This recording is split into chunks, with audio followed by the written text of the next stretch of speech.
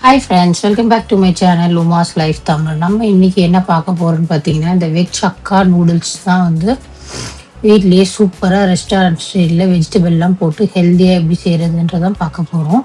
அதை நான் வந்து அந்த பேக்கெட்டில் என்ன இன்ஸ்ட்ரக்ஷன் இருக்கோ அதுபடி தான் வேக வச்சுருக்கேன். எனக்கு 5 மினிட்ஸ் இருந்தது. பட் ஆனால் நான் என்ன பண்ணுவேன்னா, அது ஓரளவுக்கு வெந்துருச்சான்னு செக் பண்ணி பார்த்துட்டு ஒரு 70% வேகும் போதே அதை எடுத்து நான் வந்து ஃபில்டர் பண்ணி எடுத்து வச்சிருவேன் தண்ணி வடியறதுக்கு. ஸோ நீங்கள் பேக்கெட்டையும் செக் பண்ணுங்கள். செக் பண்ணிவிட்டு இந்த மெத்தடும் ட்ரை பண்ணி பாருங்கள்.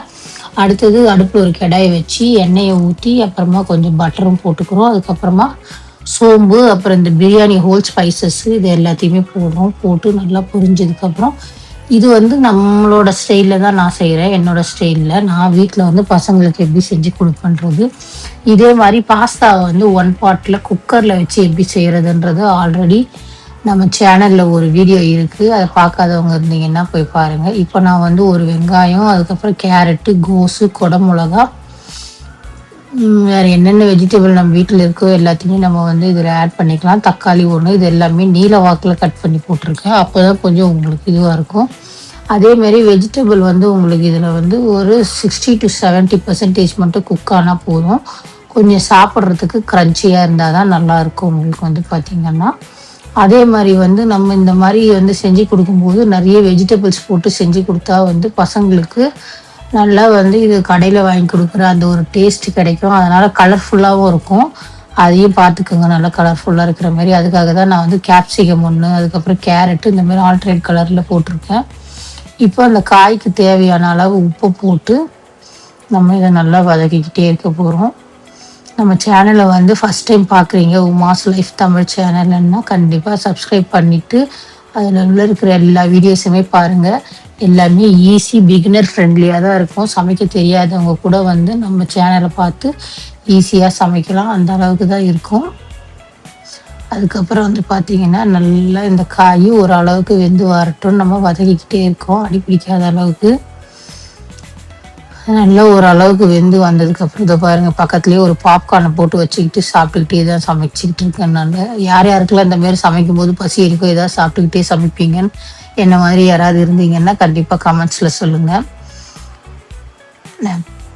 பசிக்கு மேலே நம்மளுக்கும், அதனால தான் சைடில் வச்சுட்டு அது ஈவினிங் தான் பசங்க ஸ்கூல்லேருந்து வந்ததும் சாப்பிடுவாங்கன்றதுக்காக கொஞ்சம் பாப்கார்ன் செஞ்சுட்டு அப்புறம் டின்னருக்கு இது சீக்கிரமாக செஞ்சுடு. நாங்கள் எப்போவுமே எங்கள் வீட்டில் வந்து பார்த்திங்கன்னா ஏர்லி டின்னர் தான். மேக்ஸிமம் 7 இல்லை 8 அவ்வளோதான். அதுக்கப்புறம் நம்ம பவுடர்ஸ் எல்லாம் ஆட் பண்ண போகிறோம். மசாலா பவுடர்ஸ்லாம் காஷ்மீரி சில்லி பவுடர் ஒரு ஸ்பூன் போட்டிருக்கோம். நல்லா அது காரம் இருக்காது. அதனால என்ன பண்ணுறோன்னா அடுத்தது red chilli powder, garam masala, அதுக்கப்புறம் சீரக பொடி, அதுக்கப்புறம் சோம்பு பொடி இருந்தால் கூட போட்டுக்கலாம். பெப்பர் கொஞ்சம், இப்படி இது எல்லாமே நம்ம இதில் ஆட் பண்ணிக்கலாம். தனியா பொடி இருந்தாலும், அப்புறம் மஞ்சள் பொடி எல்லாமே போடுறேன். நான் எல்லாமே ஒரு ஸ்பூன் தான் போடுறேன். பட் சீரகமும் உங்களுக்கு மஞ்சளை மட்டும் கம்மியாக போடுவேன், அவ்வளோதான்.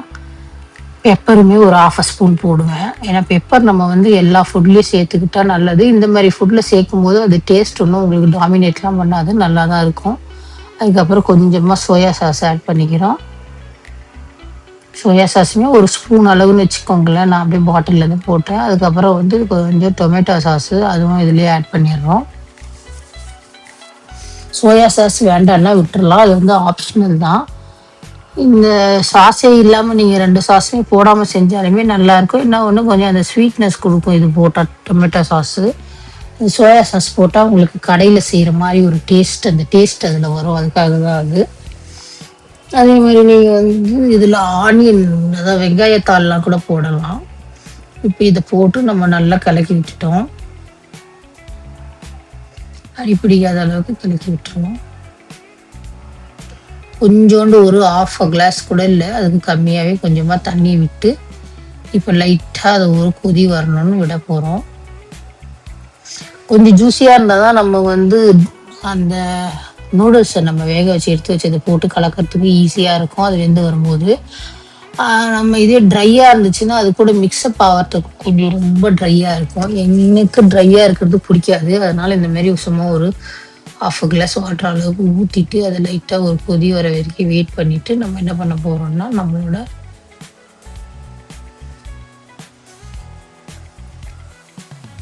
வேக வச்சிருக்க நூடுல்ஸை எடுத்து கொஞ்சம் கொஞ்சமாக அப்படியே படுற போல் பார்த்தீங்கன்னா நல்லது பாருங்கள். பல பலன்னு தனித்தனியாக தான் இருக்கும் நூடுல்ஸு. நம்ம நூடுல்ஸ் வேக வைக்கும்போது ஒரு ஸ்பூன் அளவுக்கு ஆயிலும் கொஞ்சோண்டு உப்பும் போட்டு தான் எப்போவுமே நூடுல்ஸு பாஸ்தாலாம் வேக வைக்கணும்.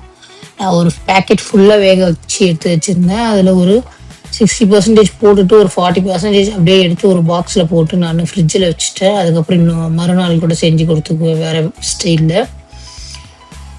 அதனால் இப்போ இது போட்டுட்டு இப்போ இதை நல்லா நம்ம மிக்ஸ் பண்ணணும். பாப்கார்ன் பாருங்கள் சைடில் போய்கிட்டே இருக்குது. ஹெல்தி ஸ்நாக்ஸ் தானே, அதனால பரவாயில்ல. ஏதாவது இந்த மாதிரி ஃப்ரூட்ஸு பாப்கார்னு அதெல்லாம் வந்து நம்ம செஞ்சு சாப்பிட்றதுல தப்பு இல்லை.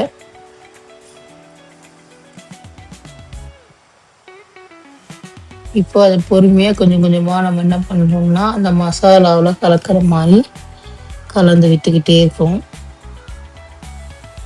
ஓரளவுக்கு நல்லா நான் ஆஃப் பண்ணி கலரிட்டு உப்பு வந்து நம்ம ஃபஸ்ட்டு போட்டோம் இல்லையா, அந்த காய்க்கு மட்டும்தான் போட்டிருந்தோம். இப்போ அடுத்து இந்த நூடுல்ஸ்க்கு தேவையான அளவு உப்பு வந்து நம்ம ஆல்ரெடி உப்பு போட்டு வேக வச்சுருந்தாலும் அந்த தண்ணியை நம்ம ஃபில்டர் பண்ணிட்டோம். அதனால் டேஸ்ட் பண்ணி பார்த்துட்டு இந்த ஸ்டேஜில் எவ்வளோ போட்டால் தேவையாக இருக்கும்னு செக் பண்ணி பார்த்துட்டு அதுக்கப்புறம் போட்டு நீங்கள் நல்லா அந்த உப்பு எல்லா இடத்துலையும் வர மாதிரி நல்லாவே கலந்து விட்டுக்கணும்.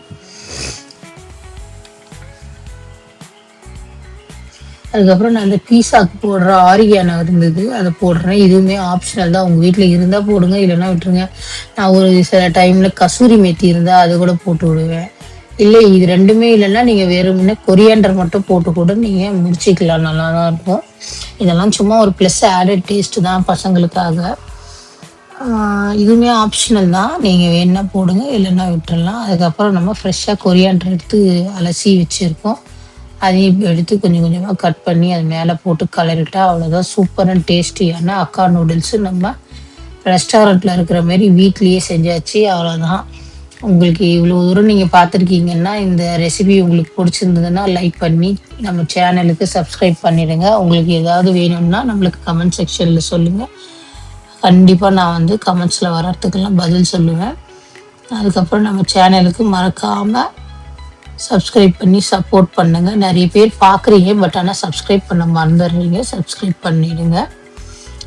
அதுக்கப்புறம் வந்து பார்த்தீங்கன்னா அது நல்லா சூப்பராக கலந்து விட்டாச்சு, ரெடி ஆகிடுச்சு.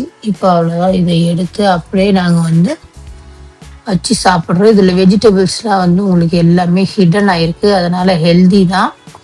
கண்டிப்பாக நம்ம வந்து இந்த மாதிரி வாரத்தில் ஒரு நாள் செஞ்சு சாப்பிட்லாம். ஏன்னா நம்ம காய்கறி போட்டு தரோம். இது வந்து அக்கா நூடுல்ஸ் தான், அந்த சைனீஸ் நூடுல்ஸ் தான், அதனால் ஒன்றும் பிரச்சனை இருக்காது. உங்களுக்கு இந்த மேகி அதுக்கப்புறம் எப்பி நூடுல்ஸ்லாம் இன்ஸ்டண்ட்டாக செய்கிறதுல தான் உங்களுக்கு வந்து அது இதுன்னெல்லாம் வரும். இதில் அந்த மாதிரிலாம் இல்லை, நம்ம வீட்லேயே எல்லாமே நம்ம டு த ஸ்டார்டர் எல்லாமே செய்கிறதால கண்டிப்பாக இதை ட்ரை பண்ணி பாருங்கள். இன்னொரு சூப்பரான வீடியோவில் பார்க்கலாம். தேங்க்ஸ் ஃபார் வாட்சிங். பாய்.